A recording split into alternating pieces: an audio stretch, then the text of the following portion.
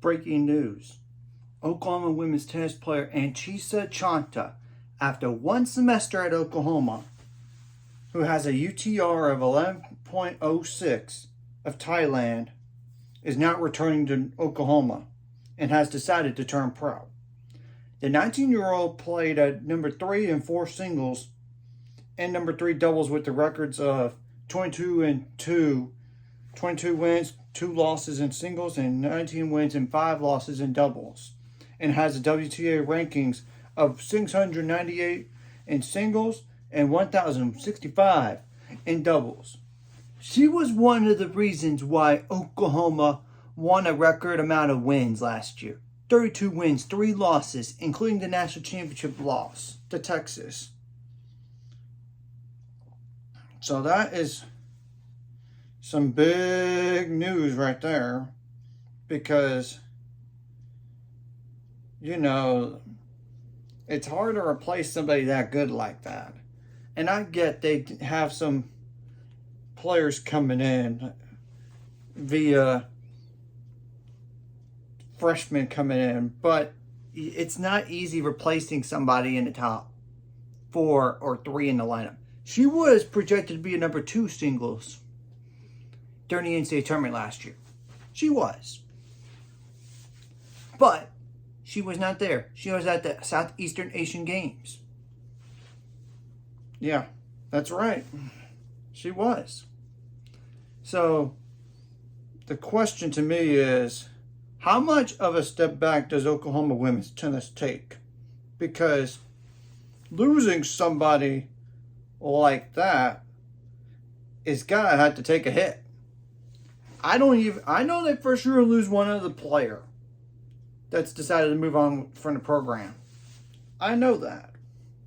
I really, really do. It's the 4th year seniors I'm not so sure about. Like an Evalina Corley and Alexandra Pinsareva, but it feels like both of those are coming back, but who knows? And I'm pretty sure they're coming back anyway, but I just know Oklahoma is not going to probably is not as good next year. Texas is still a wild card team.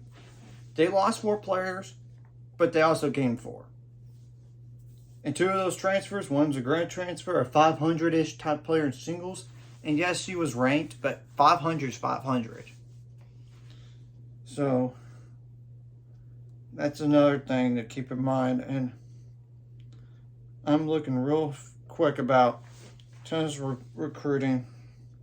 Yeah, they're gaining two players, so that probably is it on the players leaving or coming in. Probably. But we'll have to wait and see, because there's still time between now and January before things could really change. So, yeah, I don't see Oklahoma being as successful next year. Not as successful. You lose a starter in the singles lineup. Though technically they had a number 7 player last year in Dana Guzman, who was at that number 2 spot, but didn't play for majority of the year in singles due to injury, or majority of the year due to injury. She could eat. That's an instant fix in their lineup. That's assuming everyone else stays, because I know Oklahoma has not updated their roster. Oklahoma women's tennis has not updated their roster. I'm pretty sure that's the case, but I'll check real quick.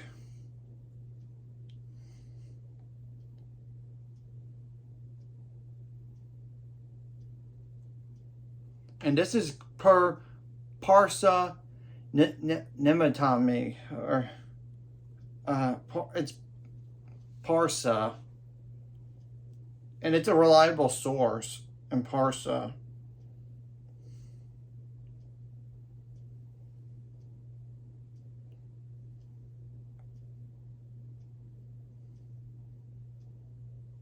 Yeah, METAMI. Nemati.